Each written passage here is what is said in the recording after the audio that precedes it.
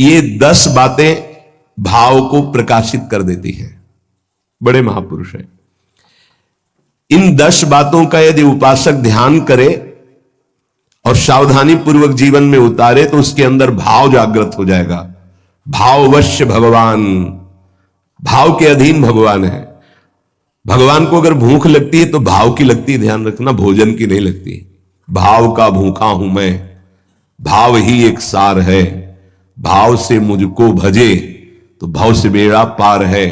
भाव बिन सुनी पुकारे मैं कभी सुनता नहीं, भाव पूरित टेर ही करती मुझे लाचार है। भाव, उपासना में भाव की प्रधानता है और ये 10 बातें, 10 सूत्र ऐसे जो निश्चित भाव को प्रकट कर देते हैं। पहला है सम्मान, दूसरा है बहुमान, तीसरा है प्रीति, चौथा है विरह, पांचवा है इतर विचिकित्सा, छठा है महिमा ख्याति, सातवां तदर्थ प्राण धारण, आठवां तदीयता, नवां सर्वत्र तदभाव, 10वां अप्रतिकूलता। ये 10 हैं जिनके द्वारा दिव्य भाव प्रकट हो जाता है। पहला सम्मान, अपने आराध्य देव गुरुदेव के सामने से जितनी बार निकले उतनी बार प्रणाम मुद्रा में ही निकले। जैसे श्री विग्रह विराजमान है, अर्चा विग्रह विराजमान है, तो वहां से ऐसे नहीं निकला जाता, झुक के हाथ ऐसे करके निकला जाता है। गुरुदेव विराजमान है, हाथ जोड़ के निकला जाता है, वहां सीधे नहीं निकला जाता। उनके सामने जय बार जाएंगे तय बार नमन मुद्रा, मनुष्य सेवा में ही है तो हर बार साष्टांग दंडवत पंचांग दंडवत थोड़ी ही करेंगे, पर प्रणाम मुद्रा में ही निकलना चाहिए ऐसे। इससे आपका भाव बनेगा। गुरुदेव और आराध्य देव के सामने से जितनी बार निकले उतनी बार प्रणाम मुद्रा होनी चाहिए। जब गुरुदेव पधारे, जितनी बार पधारे उतनी बार खड़े हो जाना चाहिए। इससे भाव का प्रादुर्भाव होता है।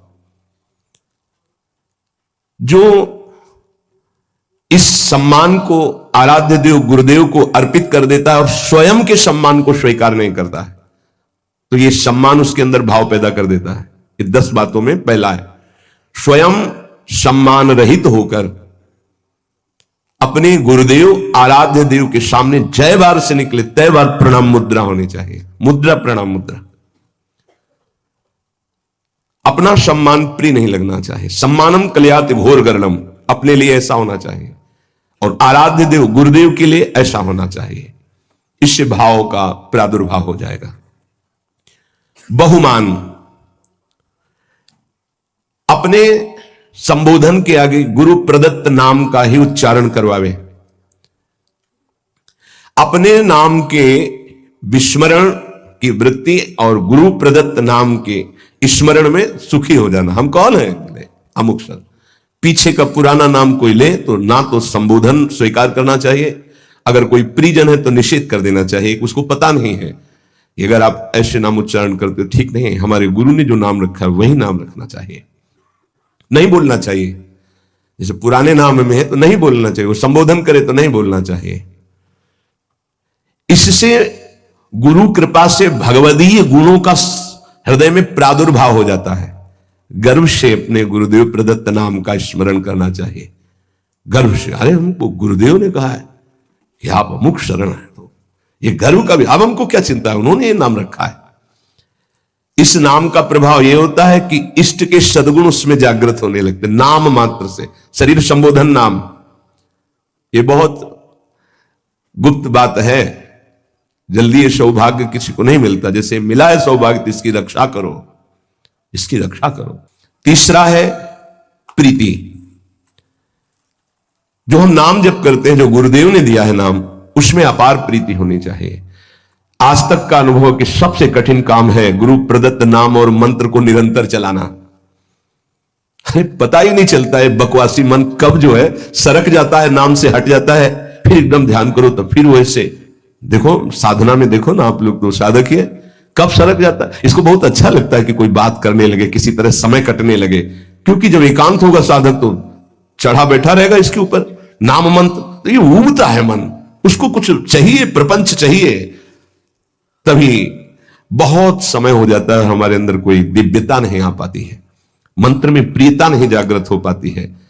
जो गुरुदेव ने दिया है नाम मंत्र, विशेष आदर, विशेष सम्मान, उसके सामने कुछ नहीं, उसके आगे कुछ नहीं। ये बिल्कुल हृदय में बैठा लो, भाव उत्पन्न करने के लिए। कोई आकर के आपको कह दे कि ये मंत्र जपो, बहुत जल्दी आपको लाभ मिलेगा, देखो आपको वो मंत्र मिला, अभी तक कुछ अनुभव में आया कि नहीं आया, तो पर धर्मो भयावहा नहीं। हमें जो गुरुदेव ने दिया है उसी से परीक्षा भी हो सकती है। गुरुदेव प्रदत्त नाम और मंत्र में अत्यंत प्रीति होना, बड़े भाग्यशाली, तभी तो भाव बढ़ता है। बड़े भाग्यशाली उपासक हैं जिनको यह सिद्धांत हृदय में बैठ गया, गुरुदेव प्रदत्त नाम मंत्र। ये हमने बहुत से शास्त्रों में पढ़ा, बहुत से संतों से भी सुना, गुरु प्रदत्त नाम मंत्र, वो बैठ जाना चाहिए हृदय में। पातंजल जी, सातु दीर्घकाल निरंतर सत्कार सेवितो दृढ़ भूमि, जो गुरु प्रदत्त नाम मंत्र है उसे दीर्घकाल तक निरंतर आदर पूर्वक, महिमा इस बात की है कि निरंतर आदर पूर्वक उसको जपा जाए तो दृढ़ भूमि, निष्ठा जागृत हो जाएगी। गुरु प्रदत्त नाम मंत्र ग्रंथ उपासना में आसक्ति हो जाना। अगर गुरुदेव ने वाणी जी दी है तो आजीवन उस वाणी का परिवर्तन नहीं होना चाहिए, बदलाव नहीं होना चाहिए कि अब तो ये 84 जी पुरानी हो गई, हम दूसरी। पूज्य सदगुरुदेव भगवान की जो 42 लीला वो काफी पुरानी हो गई थी, तो जिससे पुराने पन्ने हो जाए तो जल्दी में ऐसे करो तो हानि होने की संभावना होती, फट जाने की।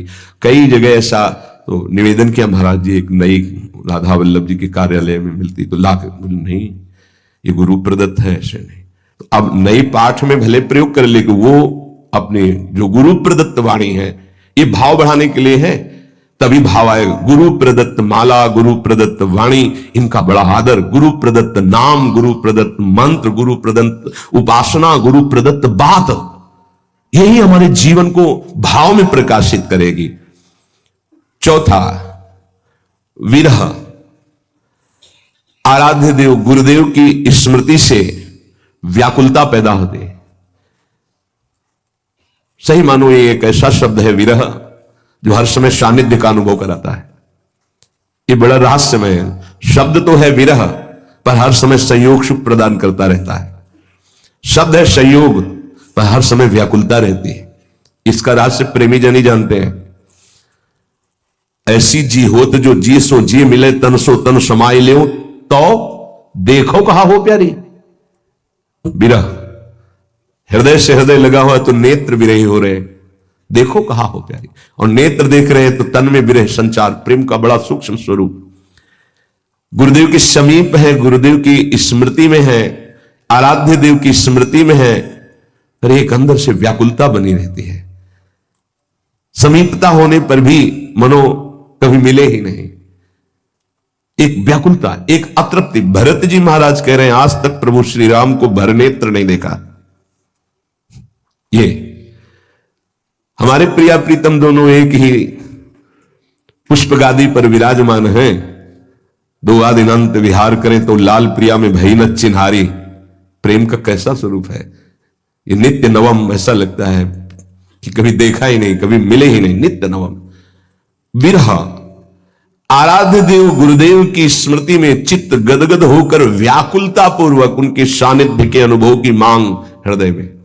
सानिध्य होते हुए भी सानिध्य, तन मन के बिछड़े नहीं पर चाह बढ़े, इससे भाव बढ़ता है। अपने आराध्य देव गुरुदेव का सानिध्य मिला हुआ है, पर फिर भी कहीं ऐसा ना हो जाए, कहीं अधिक प्रीति मनभाव संदेहा। जब कोई आश्रय नहीं है, कोई साधन बल नहीं है, जो कुछ है सो गुरुदेव है, तो व्याकुलता पैदा होती, फिर वही विरह रूप धारण करता है।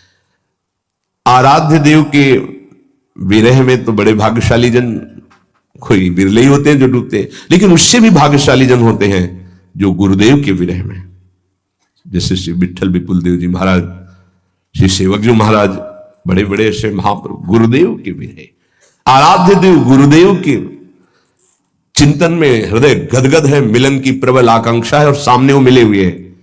इसलिए कह रहे हैं विरह प्रतिपल संयोग का अनुभव कराता है। विरही जब पुकारता है तो सामने होता है जिसको पुकारता है, और संयोगी जब हृदय से लगा होता है तो अंदर से ही होता है, कहीं बिछुड़ न जाए। कभी कभी तो ऐसा अनुभव ही हो जाता कि बिछुड़ गए। अंक स्थिति पिदयते किमपि प्रलापम हा मोहनेति मधुरम विदधत्य अकस्मात्। गोद में विराजमान होते विहा मोहन हा, वो क्वास क्वासी वृषभानु नंदिनी बिलपत विपिन। बड़ा सूक्ष्म विषय। हृदय करुणा से भरता रहे उनकी स्मृति में। ऐसी व्याकुलता प्रेम समाधि प्रदान करती है। आंख खुली हुई बैठा हुआ पर अंदर से खोया, अचानक कोई जी मनु वहां है ही नहीं।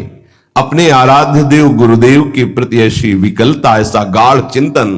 बड़े भाग्यशाली हैं जिनको ये चिंतन प्राप्त हो जाता है। उठते बैठते, खाते पीते, चलते फिरते मधुर स्मृति आराध्य देव गुरुदेव की। इससे भाव प्रकट होता है। पांचवा, इतर विचिकित्सा। ये पांचवा बड़ा जोर का है। अपने इष्ट देव और गुरुदेव के सिवा कभी भी किसी से प्रभावित ना होना, ये इतर विचिकित्सा है। इससे भाव की बहुत पुष्टता होती है। ऐसा ही हृदय हो जाता है। अपने आराध्य देव जो गुरुदेव ने दिए हैं और गुरुदेव, इसके सिवा कहीं प्रभावित ना हो जाना, ये उपासक के हृदय के। बार बार हमारे सामने माया फेंकेगी। किसी से प्रभावित ना होने का मतलब आपकी सीधे व्यक्ति पर जा रही होगी दृष्टि, नहीं। केवल व्यक्ति नहीं, किसी वस्तु से, किसी पद से, किसी से भी प्रभावित ना होना, किसी से भी प्रभावित ना हो। ये अनन्य इष्ट निष्ठ में, गुरु निष्ठ में ये होती है इतर विचिकित्सा। उपमन्यु जी का चरित्र जो सुनाया, भगवान शंकर के अनन्य थे। तो भगवान शंकर जब उनके जो मनोभिलाषा थी उसकी पूर्ति के लिए दर्शन देने आए तो शिव रूप में नहीं आए, देवराज इंद्र के रूप में आए। अंबाजी और भगवान शिव एरावत पर बैठे हुए इंद्र और शची के रूप में, हर शिव पार्षद देवता के रूप में। वरम ब्रूहि, वरदान मांगिए। आंख खोला, देखा, प्रणाम त्रिभुवनपति, आपको तो न मैंने पुकारा है और ना आपका मंत्र जपा, ना आपसे मेरी कोई चाह है। नहीं, वरदान मांगिए। नहीं, मुझे आपसे नहीं चाहिए, आपको प्रणाम है, आप यहां से जा सकते हैं। महाभारत में है। उनका जो तुम चाहोगे मैं तुम्हें प्रदान कर दूंगा, वरदान मांगे। बोले भगवान शिव मुझे कुत्ता बना दे स्वीकार है, आप देवराज इंद्र बनावे तो मुझे स्वीकार नहीं, आप यहां से चले जाइए, मुझे आपसे कोई वरदान नहीं चाहिए। पहली प्रणाम मुद्रा थी, दूसरी रुद्र रूप। फिर उन्होंने शिव निंदा शुरू कर दी क्योंकि भगवान शिव ही थे। तब उन्होंने कहा ऐसा मत समझिए कि आप मेरे आराध्य देव की निंदा करके यहां से सुरक्षित जा सकते हैं। अगर हमने मंत्र बल का प्रयोग किया तो मैं तुम्हारे एरावत सहित समस्त पार्षदों सहित तुम्हें यही भस्म कर सकता हूं भगवान शंकर के प्रभाव से, इसलिए आप सम्मान पूर्वक अभी वापस चले जाइए। फिर भी नहीं माने क्योंकि शिव ही थे। तत्काल अघोर मंत्र का प्रयोग करके भस्म करने की जीवित संकल्प वृत्ति की नंदिकेश्वर ने रोक दिया और देखा साक्षात गौरांग गंगाधर महादेव और त्रिपुर सुंदरी भगवती लौट गए चरणों। बोले तुम्हारी अनन्य निष्ठा देखकर मैं बहुत प्रसन्न हूं। वरदानों की झड़ी लगा दी। इतर विचिकित्सा, अपने इष्ट देव गुरुदेव के सिवा अन्य किसी से प्रभावित ना होना। हमारे ही प्रभु द्वारिकाधीश है, कोई और थोड़ी है। यहीं से मथुरा, मथुरा से द्वारिका। लेकिन जो नित्य विहार रस है, अवतार लीला से बिलद, जो हर समय नवनिवृत्त निकुंज में विहरण करते रहते हैं प्रिया प्रीतम, वहीं से तो आए हैं ब्रज लीला में प्रभु। चतुर्भुज महानेश्वरशाली द्वारिकाधीश विठलदास जी दर्शन करने नहीं गए। हरिवंश महाप्रभु के शिष्य प्रियालाल की अनन्य उपासना सुबेदार पद पर थे। कई बार सुनाया है, नहीं गए नहीं गए कहने पर भी हमें आवश्यकता नहीं। हमारे प्रिया, हमारी नेत्र की जो भूख है वो मनो मृणाल भूषण भूषित भुज श्याम अंश पर डारी। मैं इस शोभा का पान करता हूं। मेरे ही प्रभु है माना, मुझे कोई इसमें नहीं, पर मेरे अंदर भूख ही नहीं, मैं क्या देखूं। इतर विचिकित्सा, अपने इष्ट और गुरुदेव की सिवा नहीं। जब उनके वस्त्र को झटका, कहां है जैसे श्री हरिवंश श्री हरिवंश श्री हरि, रोम रोम से गंगा यमुना बाई के ऊपर विपत्ति श्री हरिवंश श्री हरिवंश। वही नाम, वही रूप, वही लीला, इष्ट अनन्य अपने इष्ट में, अन्य कोई नहीं। इतर विचिकित्सा ये भाव को बहुत पुष्ट कर देती है, पर कोई बिरला इस पर टिक पाता है। इसलिए तो भाव दे और भाव प्राप्त होना कठिन है। भगवान स्वयं कहते हैं कि मैं भाव पूरी टेर ही करती मुझे लाचार है। ये भाव बाजार में नहीं मिलता है, ये भाव ही प्रकट होने की बात बताई जा रही। छठवां, महिमा ख्याति। अपने गुरुदेव इष्ट देव की ही बात मुख से निकलना। अगर हमारी वाणी से निकलेगा तो अपने गुरुदेव की बात निकलेगी, अपने इष्ट देव की बात निकलेगी। भाव, बड़े से बड़े किसी की महिमा सुनेंगे, प्रणाम करेंगे, लेकिन हृदय में नहीं आएगी। हृदय में अपने इष्ट देव गुरुदेव की महिमा का ही प्रभाव रहेगा। वाणी से हम महिमा गायन करेंगे तो अपने इष्ट देव और गुरुदेव की महिमा ख्याति, इष्ट देव गुरुदेव की महिमा के सिवा अन्य ना हमारी श्रवणेन्द्रिय। देखो आचार्य चरण, रसना कटो जो अन रटो, निरख अन फुटो नयन, श्रवण फुटो जो अन सुनो, श्री राधा जस बहन। ये हमारे हृदय की निष्ठा हो जानी चाहिए। अगर हृदय में कुछ भाव की गुदगुदी होगी तो इष्ट और गुरुदेव के वचन सुनकर, उनकी महिमा सुनकर, उनके संबंध से, अन्यथा नहीं। ये आना ही चाहिए उपासक के हृदय में। हृदय में ये महिमा ख्याति बैठ जानी चाहिए तो भाव प्रबल होता है। सातवां, तदर्थ प्राण धारण। अपने इष्ट देव गुरुदेव के लिए ही प्राण धारण करना।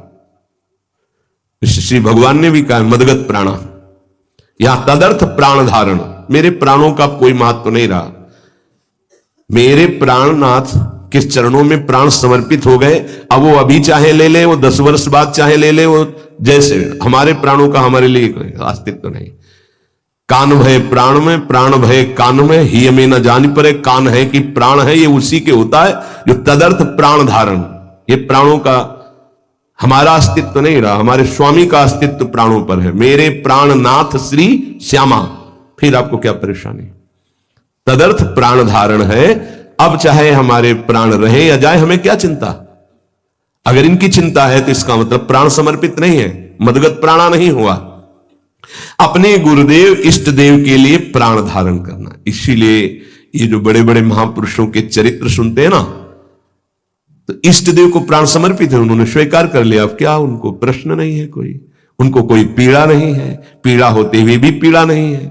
प्राण छूटने का भय उसको होता है जिसके प्राण होते हो, तो उनके प्राण प्राणनाथ के पास पहले ही समर्पित हो चुके हैं, उनको क्या भय। अपने इष्ट देव गुरुदेव के लिए प्रत्येक क्रिया अनन्य भाव से होना ही प्राण धारण करना है, तदर्थ प्राण धारण करना है।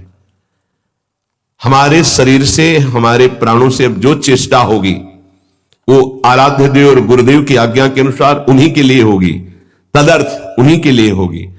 तब प्राणों का समर्पण हो जाता है। हमारे प्राणनाथ श्री श्यामा है, उन्हीं के लिए, वही हमारे गुरुदेव है, गुरुदेव ही श्यामा जी है। उन्हीं की आज्ञा में, उन्हीं के लिए मेरा जीवन समर्पित है। उनकी आज्ञा में प्राण रहे चाहे चले जाए, इसकी परवाह नहीं। तदर्थ प्राण धारण, इससे भाव पुष्ट होता है। आठवां, तदीयता। अपना संबंध केवल इष्ट देव गुरुदेव से, हमारा और कोई नहीं है। तदर्थ प्राण धारण। अब तदीयता, सर्वस्व हमारे इष्ट देव गुरुदेव है, सर्वस्व, उनके सिवा हमारा कोई नहीं है। ये सिद्धि है, ये साधना नहीं है। ये जिसके हृदय में आ गई उसकी सिद्धि है। ना कोई मेरा, तुमेव माता च पिता तुमेव, तुमेव बंधुश्च सखा तुमेव, तुमेव विद्या द्रविणं तुमेव, तुमेव सर्वम मम देव देव। ये है तदीयता। आप ही मेरे माँ हो, आप ही मेरे पिता हो, आप ही मेरे इष्ट, आप ही मेरे सब कुछ हो। धन हो, संपत्ति हो, विद्या हो, संबंधी हो, रिश्ते जितने हो सब आप ही हो। तदीयता, अपने इष्ट गुरुदेव के अलावा और कहीं किसी से प्रियता ना रह जाना, इसका परिचय। अगर आपसे कह दिया कि आपको किसी से संबंधी से बात नहीं करना है, और आपने छुप के बात की, फिर कभी पूछा आपने बात की नहीं, तो आपकी प्रधानता उस संबंधी की हो गई, गुरु संबंध इष्ट की नहीं। हाँ जी, तो आपने गलती क्योंकि मना किया था, भूल से हो गई, आगे से कभी दोबारा शिकायत नहीं मिलेगी। तो तदर्थ प्राण धारण जो वृत्ति थी वो तदीयता में बदल गई। जहां तदीयता आई, भाव की लहर उठने लगती। केवल मेरे इष्ट इष्ट देव गुरुदेव। देख लो अनन्य रसिकों के चरित्रों को पढ़ करके देख लो आप। आश्चर्य, छोटी सी वाणी है रसिक अनन्य माल। देखो रसिक अनन्यों के चरित्र पढ़ के देखो, होश उड़ जाएंगे कि ये किस धरा के हैं, कैसे कैसे उनके साथ व्यवहार हो रहे हैं और कैसे कैसे उनके भाव है। आश्चर्यचकित व्यवहार में तो कहीं कोई समझ ही नहीं सकता कि ऐसा कैसे हो सकता है। तदीयता, सब कुछ अपने इष्ट को मानना, गुरुदेव को मानना। देखो ये भाव है, भाव आ गया तो भाववश भगवान, भगवान अधीन हो जाते हैं। ये भाव की बात है। तदीयता, सब कुछ अपने इष्ट को मानना, गुरुदेव को मानना। इष्ट और गुरुदेव एक है। इष्ट ही गुरुदेव के रूप में आके साधन का रहस्य समझाते हैं। जब साधन बनता है तो अनुभव जो होता है वो गुरुदेव का ही होता है। गुरु साक्षात परब्रह्म, वही इष्ट रूप में अनुभव में आ जाते। इष्ट और गुरुदेव दो नहीं है, कहने में केवल दो है। नवा, सर्वत्र तदभाव। बहुत सुंदर बात है, अद्भुत क्रम है। तदर्थ प्राण धारणा, तदीयता और तदभाव, सर्वत्र तदभाव। गुरुदेव अखंड मंडलाकारम व्याप्तमेन चराचरम, मेरे गुरुदेव ही की सत्ता है।